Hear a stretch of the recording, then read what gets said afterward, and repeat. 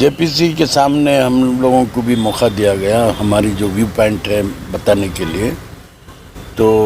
ہم نے صاف الفاظ میں کہا کہ گورنمنٹ کرناٹکا گورنمنٹ جو ہے اس امینڈمنٹ کو ٹوٹلی ریجیکٹ کرتی ہے، اور ہم نے صاف الفاظ میں یہ بھی کہا کہ آپ لوگ جو امینڈمنٹ لے کر آئے ہیں یہ پہلے اس کے پاس ہم پہلے سینٹرل کونسل میں اس کو رکھنا چاہیے تھا، پھر ہمارے مسلم پرسنل لا بورڈ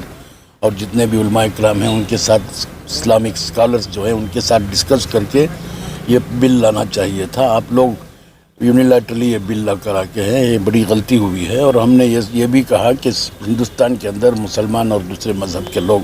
بڑے اچھے طریقے سے یہاں پر ہمارے رہن سہن ہے، اور ہم لوگ ایک دوسرے کی عزت کرتے ہیں۔ اگر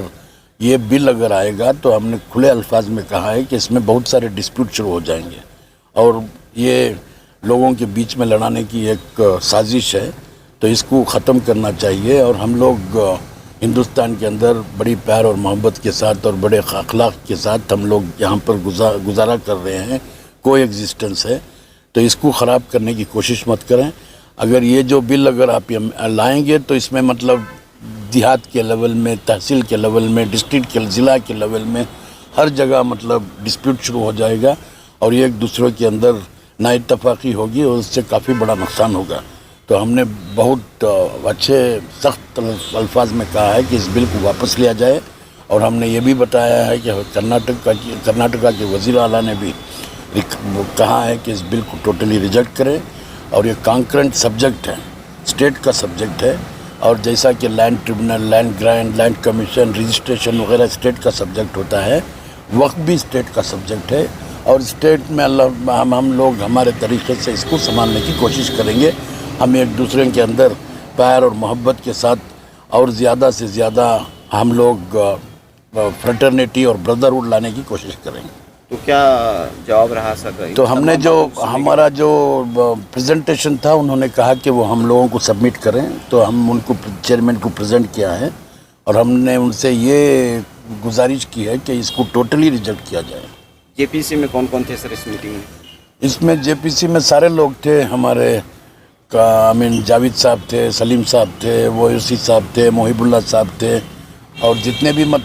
31 ممبر میں تقریباً 22 ممبر وہاں پر موجود تھے۔ وہاں سے کون تھے سر؟ JPC میں چیئرمین وغیرہ آئے ہیں؟ ہاں، چیئرمین ہمارے چیئرمین صاحب بھی تھے، سب لوگ۔ JPC کے جوائنٹ پارلیمنٹری کمیٹی کے چیئرمین ہیں، اور سارے ممبرز بھی ہیں، 22 ممبرز ہیں، 31 ممبرز ہوتے ہیں، اس میں 22 ممبرز موجود ہیں، تو سارے لوگوں نے اس کو سنا۔ تو آپ کو بات رکھنے کا پورا ٹائم دیا گیا؟ ٹائم بھی دیا گیا، اور ہمارے سے یہ بھی کہا گیا کہ وہ جو ہم نے ریپریزنٹیشن بنایا تھا وہ ان کو سبمٹ کرنے کے لیے بھی دیا، تو ہم نے ان کو سبمٹ بھی کیا۔ کیا یہ لگتا ہے مسلمان کے فیور میں ہوگا، وقف بورڈ کے فیور میں ہوگا؟ مجھے لگتا ہے کہ یہ لوگ ایک سازش کی تحت اس کو کیا ہے، میں نہیں سمجھتا کہ یہ لوگ سارے اسٹیک ہولڈر سے بات کر کے وہ جو بھی میں سمجھتا ہوں کہ